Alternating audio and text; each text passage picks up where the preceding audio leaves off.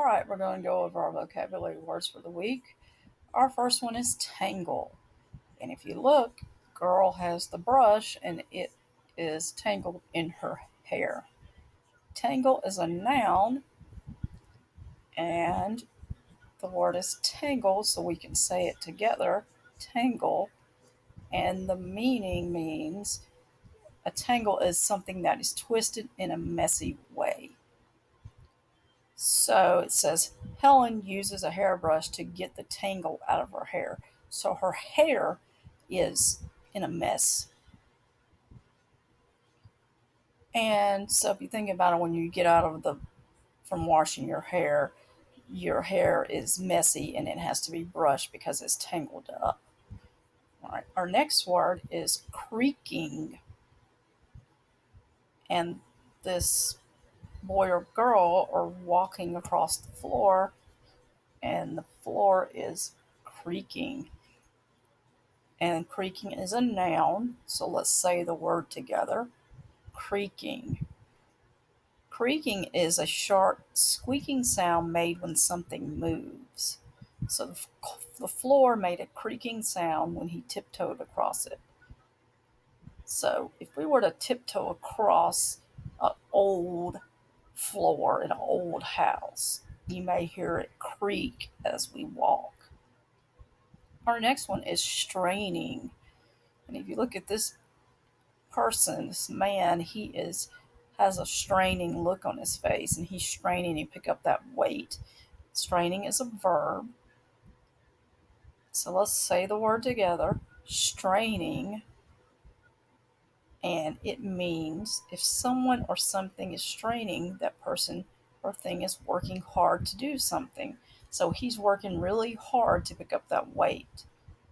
Mateo is straining to lift the heavy weight. So if you notice, when I don't have my glasses, I'm straining to look at the computer or straining to look at something that is on paper. So sometimes I'm having to strain my eyes to look if I don't have my glasses. That's the same thing. Let's look at the next one, glinted.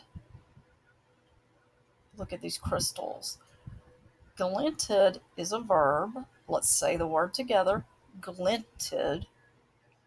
And if something glinted, it made a very quick flash of light. So this is not crystals, I'm sorry, it's amethyst. Amethyst glinted in the sun.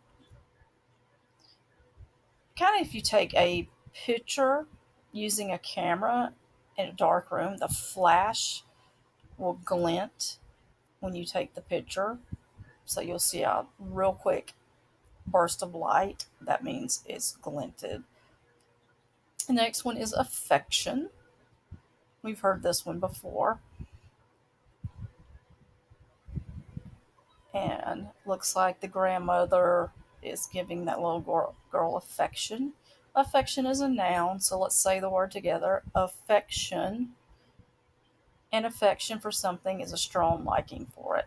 So my grandma has an affection for gardening and she lets us help. So if you got a strong affection for something, I have an affection for dogs, so that's why I have three. So you may have an affection for something, so you could take a second and talk to your neighbor about what you have an affection for. The next one is assured. Look at that picture right quick like.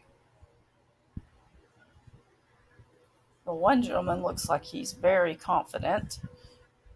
So let's look. Assured is a verb. Let's say it together. Assured. If you're assured if you assured someone, you promised something would happen. And he assured us that he knew how to solve the problem. So this person, he assured them that he knew how to solve the problem. So that's why he looks very confident. Name a time you assured someone. Okay.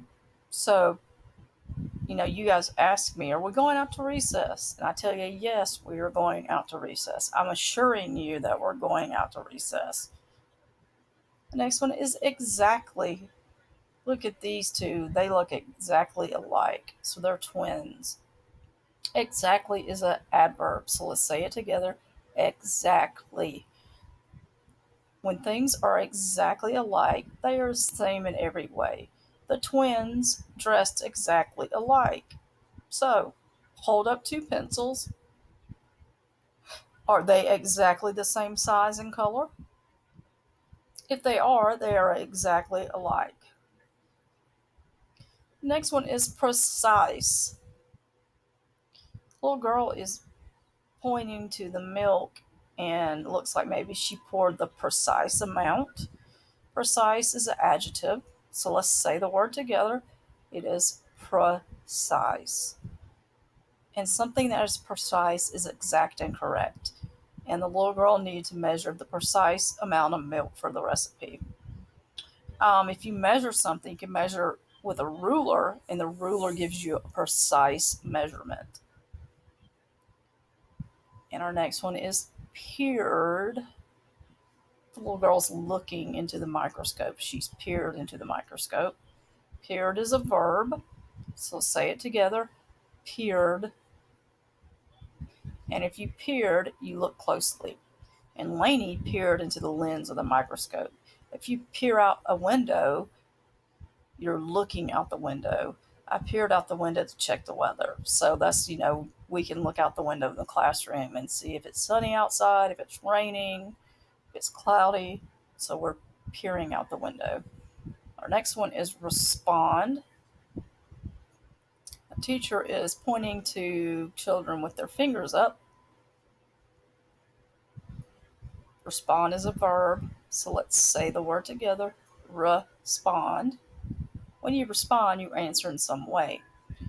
And many students respond when the teacher asks a question. Okay? And sometimes you may not respond if you don't know the answer or if you didn't hear the question. But these children know the answer, so they're holding up their finger. Intent. Look at that cat. That cat is very intent. So intent is an adjective. So let's say the word together. Intent. And someone who is intent is set on doing something. That cat was intent on watching the bird.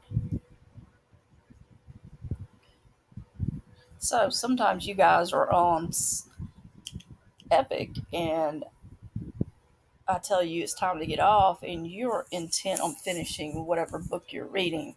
So that means that you're bound on finishing it. This is contraption.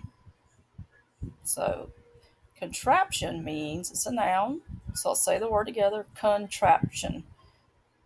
Contraption is an object that looks strange and hard to use. The inventor created a new flying contraption.